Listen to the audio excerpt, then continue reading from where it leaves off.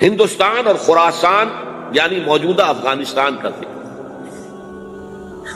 ابن ماجہ کی روایت ہے عن عبداللہ ابن الحارث رضی اللہ تعالی عنہ قال رسول اللہ صلی اللہ علیہ وسلم یخرج ناس من المشرق یؤتئون للمہدی یعنی سلطانہ، یعنی سلطانہ، دونوں طرح سے پڑھ سکتے ہیں۔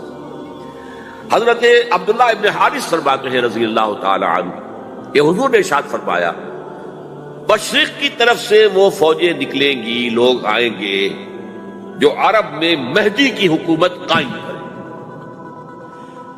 یہ مہدی کون ہوں گے اس کا ذکر میں ذرا بعد میں کروں گا، لیکن نوٹ کر لیجئے کہ مہدی سے پہلے لازماً کسی مشرقی علاقے کے اندر وہ نظام قائم ہو چکے گا، تب وہاں سے فوجیں آئیں گی نا۔ یہ مشرق کون سا ہے؟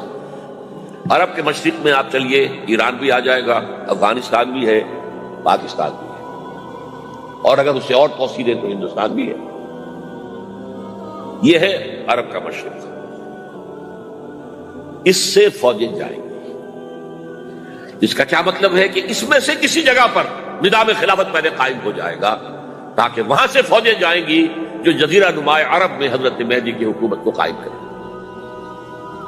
اب دوسری حدیث سنیے، یہ سنن ابن ماجہ کی حدیث تھی جو میں نے آپ کو سنائی، آپ نے پڑھی۔ دوسری عن ابی ہریرہ رضی اللہ تعالی عنہ، یہ ترمذی شریف کی روایت ہے، قال قال رسول اللہ صلی اللہ علیہ وسلم یخرج من خراسان رایات سود لا يردها شیء حتی تنصب بایلیا۔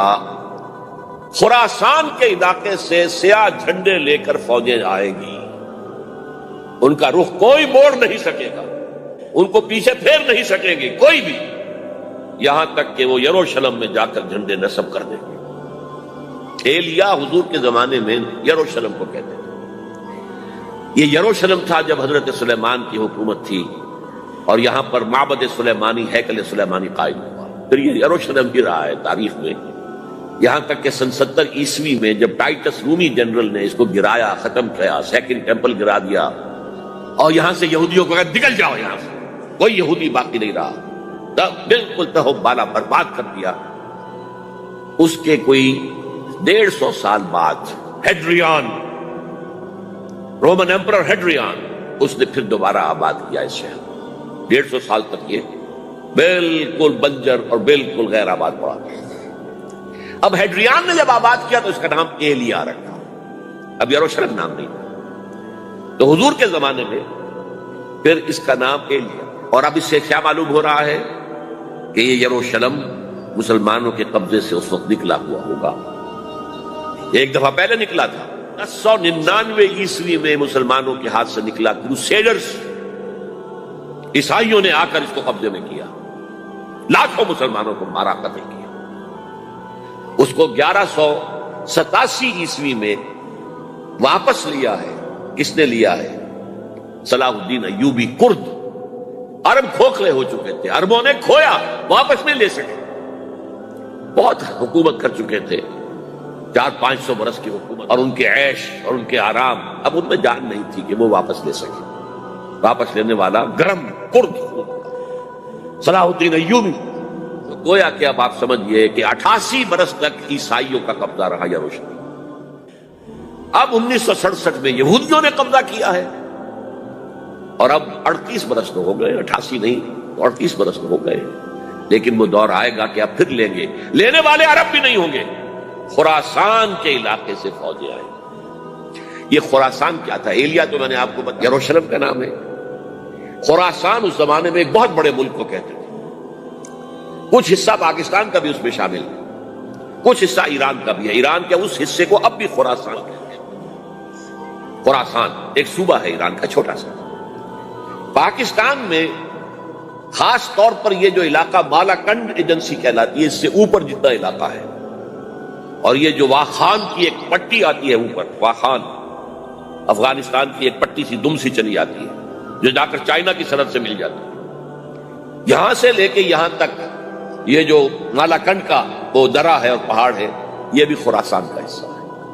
باقی تقریباً 2/3 آف افغانستان ساؤدرن حصہ نہیں ہے خراسان کا حصہ، یہ سیستان کہلاتا تھا، یہ خراسان نہیں ہے۔ لیکن یہ کہ اوپر کا 2/3 آف افغانستان اور اس کے ساتھ یہ جو عرب جو اب یہ ترک ممالک آزاد ہوئے ہیں سوویت یونین کی ڈسولوشن کے ساتھ، یہ سارا علاقہ کہلاتا ہے خراسان بزرگ، دی گریٹ خراسان۔ ایک مرتبہ ایک یہاں کا جو کونسلیٹ ایران کا وہ آئے تھے میرے پاس، ان کے ایک اہم آدمی، ان سے میں نے پوچھا خراسان، تو پہلے تو ان کا خراسان ہمارا ایسے ہوا، نہیں مجھے خراسان، او خراسان بزرگ، وہ جو دی گریٹر خراسان کی بات کر رہے ہیں وہ یہ تھا۔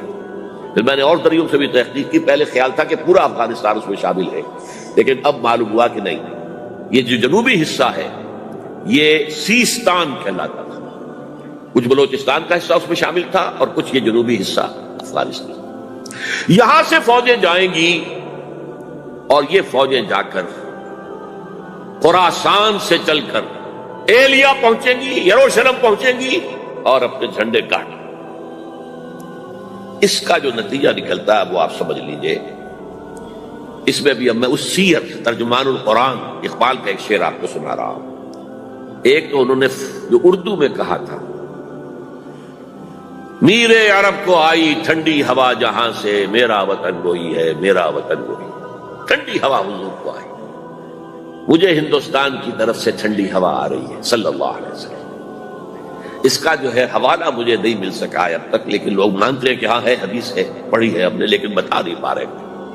اور ظاہر بات ہے کہ حدیث کا ذخیرہ اتنا وسیع ہے کہ اس میں سے تلاش کرنا آسان کام ہے، اور اقبال کو کافی علم تھا ان چیزوں کا، اس کو بغیر کسی بنیاد کے نہیں کہہ سکتا میرے عرب کو آئی ٹھنڈی ہوا جہاں سے، میرا وطن وہی ہے، میرا وطن۔ لیکن اس سے بھی زیادہ جو بات ہے وہ علامہ اقبال کا ایک شعر ہے جس کے پہلے مصرعے میں تو حضرت مہدی کا ذکر ہے، وہ میں بعد میں اس کا ذکر کروں گا جب ان کا وقت آئے گا۔ خضر وقت از خلوت دشت حجاز آید برون، خضر وقت، وقت کا خضر، میرے نزدیک وقت کا مجدد حضرت مہدی، وہ خلوت حجاز سے باہر آئیں گے۔ خضر وقت از خلوت دشت حجاز آید بروں، کارواں زی وادی دور و دراز آید بروں، کارواں اس وادی دور و دراز سے چلے گا۔ یہ وادی دور و دراز کون سی ہے؟ وادی سندھ۔ وادی سندھ کا تصور پتہ نہیں آپ کو کیا ہے، آپ کو معلوم ہونا چاہیے کہ وادی سندھ، یہ سارے ٹریبیوٹس جو آ رہے ہیں جو وادی اس دریائے سندھ میں مل رہے ہیں، جیسے ایک درخت ہوتا ہے اور اس کی شاخیں ہیں، وہ تو درخت کے تنے سے نکلی ہیں۔ ایک یہ کہ ٹریبیوٹریز ہوتی ہیں، چھوٹے چھوٹے دریا ہوتے ہیں، وہ ملتے ہیں تو ایک بڑا دریا بنتا ہے۔ یہ ٹریبیوٹریز مشرق سے بھی آ رہی ہیں سندھ میں اور مغرب سے بھی آ رہی ہیں۔ افغانستان کا جو مشرقی حصہ اسی وادی سندھ کے اندر ہے، اور یہ موجودہ پاکستان، بلکہ اس میں سے کچھ حصہ جو ہم چھوڑ چکے ہیں، ہم سے نکل گیا دریائے ستلج تک، یہ اس وادی سندھ کا حصہ ہے۔ کہاں آ رہا ہے ستلج؟ سندھ میں، اور بیاس تو ستلج میں پہلے ہی آ گیا، راوی آ گیا، چناب آ گیا، جہلم آ گیا، سب سندھ میں پہنچ گئے، پیٹن کوٹ میں سے پہنچ گئے، نہیں پہنچ گئے۔ اوپر سے یہ دریائے سوات آ رہا ہے، یہ دریائے دیر آ رہا ہے، یہ دریا فلاں آ رہا ہے، یہ دریا فلاں آ رہا ہے، سب دریائے کابل میں ہو کر کہاں پہنچے؟ سندھ میں۔ اوپر سے دریائے ہنزا آ رہا ہے، دریائے گلگت آ رہا ہے، کہاں آ کر گرے؟ سندھ میں۔ پھر یہ جو دریا آ رہے ہیں جو ہمارے جو ہے درائے گومل سے چلا آ رہا ہے، ٹوچی چلا آ رہا ہے، کہاں جاتے؟ سندھ میں۔ یہ پوری وادی ہے، یہ افغانستان کا مشرقی حصہ جو پختون ہے، 100% پختون، وہ در حقیقت وادی سندھ کے اندر ہے۔ یہ دو طرف سے وادی سندھ۔ کارواں زی سے مراد ازیں، کارواں ازیں وادی دور و دراز آیت برو، فوجیں یہاں سے جائیں گی حضرت مہدی کی حکومت قائم کرنے کے لیے۔ خضر وقت از خلوت دشت حجاز آیت برو، کارواں زی وادی دور و دراز آیت برو۔ یہ ہے اس سیر کا۔ حالانکہ یہی شخص ہے جو اپنے خطبات کے اندر نفی بھی کرتا ہے کہ یہ مہدی اور وہ یہ سب تصورات جو ہیں یہ کوئی صحیح نہیں ہے، اور یہ پرانی کوئی روایات چلی آ رہی تھی، ہر مذہب میں تصور ہے، اس طرح کی بات کہی۔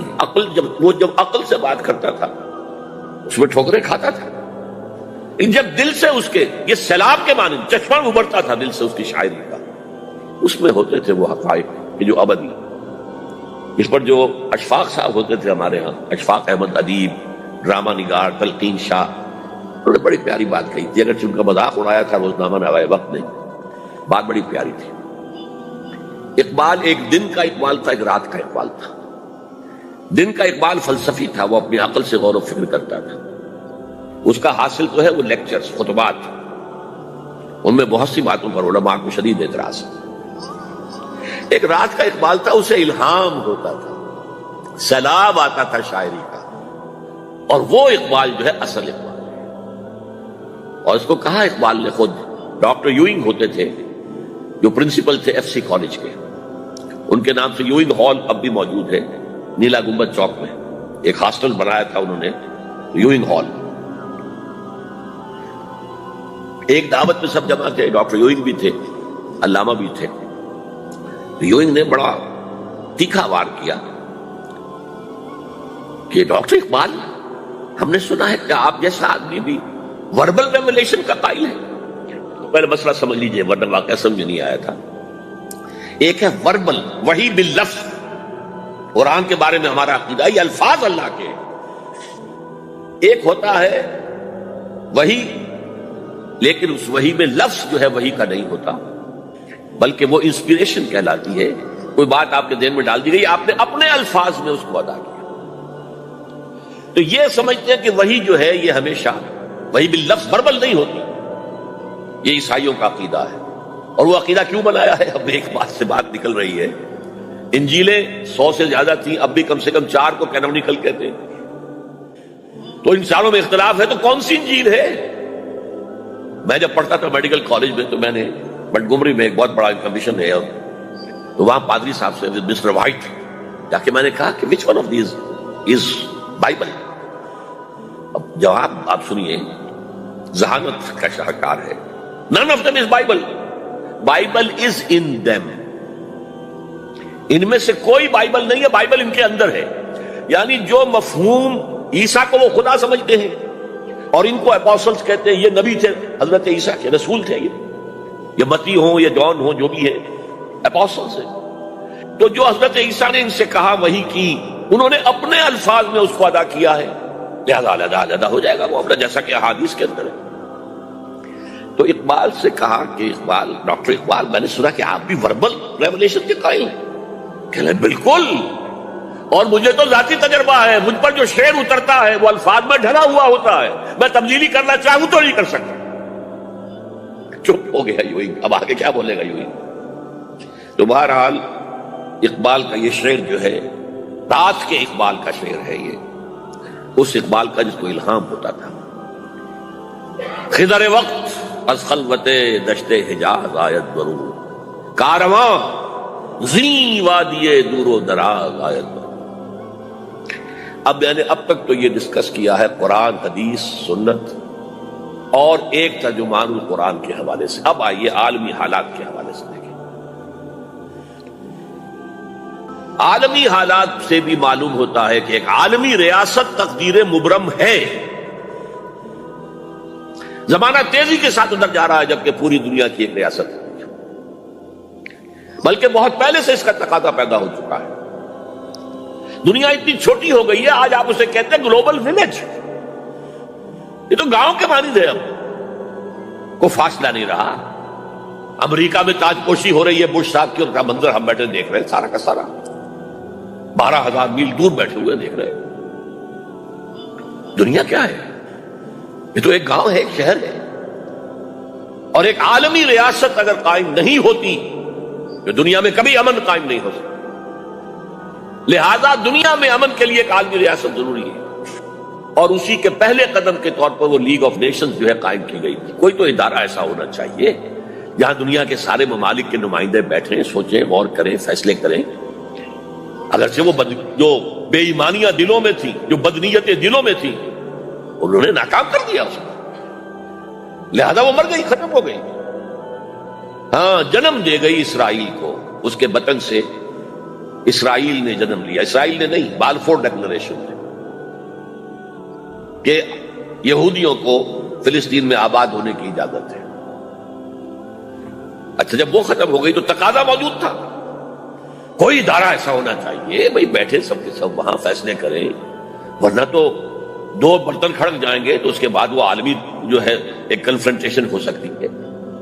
تب یہ پھر دوبارہ یونائٹڈ نیشنز آرگنائزیشن بنی، اور اب وہ بھی دم توڑ رہی ہے بیچاری، کئی روز سے دم توڑ رہی ہے، اس لیے کہ عراق وار کے ضمن میں ایک پیسہ بھر بھی وقت نہیں دی بش نے یو این او کی حمایت یا مخالفت. کیا رہ گیا اس کا؟ بس ایک کلب ہے، آؤ بیٹھے گفتگو کرو، اللہ اللہ خیر صلی. جتنے ریزولوشن یو این او نے پاس کیے جنرل اسمبلی نے اسرائیل کے خلاف، سب کو ویٹو کیا ہے امریکہ نے. تو فائدہ کیا ہوا بھائی؟ جنرل اسمبلی کا فیصلہ کشمیر کے بارے میں موجود ہے 55 سال سے، اس پر عمل درآمد نہیں ہو سکتا. تو وہ در حقیقت جب عدل انسان کے اندر نہ ہو، اللہ پر ایمان اور یقین نہ ہو، آخرت کے محاسبے کا احساس نہ ہو، تو کوئی بھی آپ ادارہ بنا لیں فیل ہو جائے گا. ایک زمانے میں، وہ بھی میرے زمانہ طالب علمی کا ہے، جمعیت طلبہ والے جو ہے کراچی سے نکالا کرتے تھے اسٹوڈنٹس وائس، ایک انگریزی ہفت روزہ، اس میں لکھا تھا یو این او کا مطلب ہے یونائٹڈ نیشنز آرگنائزیشن نہیں، انٹائڈ نیشنز آرگنائزیشن، جو بندھی ہوئی نہیں ہے آپس میں. یہ نیشنز جو ہیں ان کا کوئی آپس میں تعلق نہیں ہے، ان کی آرگنائزیشن انٹائڈ، یونائٹڈ کی بجائے. اور آج اس کا منظر سامنے آ چکا ہے. لیکن تقدیر مبرم ہے، the march of history cannot be stopped. چاہے نیو ورلڈ آرڈر آئے، چاہے جسٹ ورلڈ آرڈر آئے، آئے گا ورلڈ آرڈر، جس میں کوئی شک نہیں ہے. گلوبلائزیشن ہو رہی ہے، ٹرپس کا معاہدہ ہو رہا ہے، یہ سارا جو ہے کدھر ہم سفر کر رہے ہیں، کدھر جا رہے ہیں؟ Towards a world state. اس عالمی ریاست کے قائم ہونے میں کمپیٹیٹرز کون کون ہیں؟ کون اپنا نظام قائم کرنا چاہتا ہے؟ اس کے لیے اقبال کے دو شعر. دنیا کو ہے پھر مارکہ روح و بدن پیش، مارکہ روح و بدن، روحانیت اور میٹیریلزم.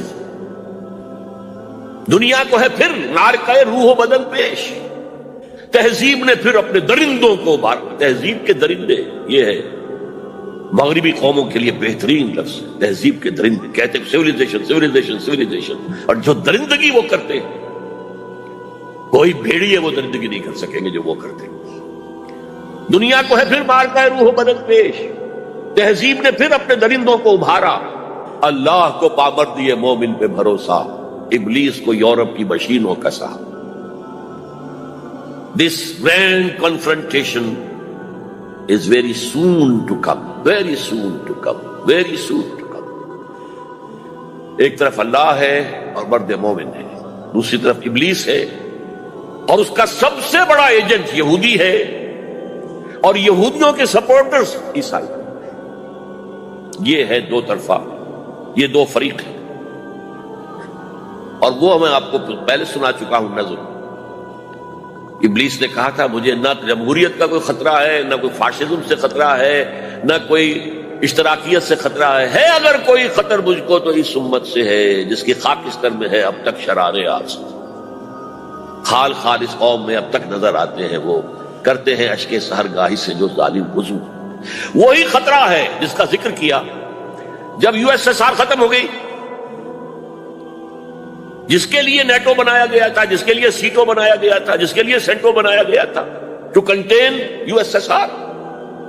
اب جب یو ایس ایس آر ختم ہو گیا وہ تو سربت سجود ہو گیا مغرب کے سامنے، ہاتھ پھیلا کر بھیک مانگنے کی پوزیشن میں آ گیا. اس وقت اثر نو نیٹو کو آرگنائز کر رہے ہیں، ایکسٹینڈ کر رہے ہیں. تو کسی نے پوچھا چیف آف دی نیٹو سے کہ یہ اب آپ کو کس بات کا ہے؟ ہمیں مسلم فنڈامنٹلزم سے خطرہ ہے. وہ جو ابلیس نے کہا وہی اس نے کہا، ہمیں اندیشہ ہے مسلم فنڈامنٹلزم سے، لہذا ہمیں چوکس رہنا ہے اور مضبوط کرنا ہے اور تکڑے ہونا ہے. یہ ہے در حقیقت ہے اگر کوئی خطر مجھ کو تو اس امت سے ہے جس کی خاکستر میں ہے اب تک شرارے آرز. اب دیکھیے، ایک طرف میں نے بتایا ایک یہودی ہیں اور ان کے خواب ہیں. خواب کیا ہے؟ گریٹر اسرائیل قائم کرنا. جس میں تقریباً پورا مڈل ایسٹ آ جائے.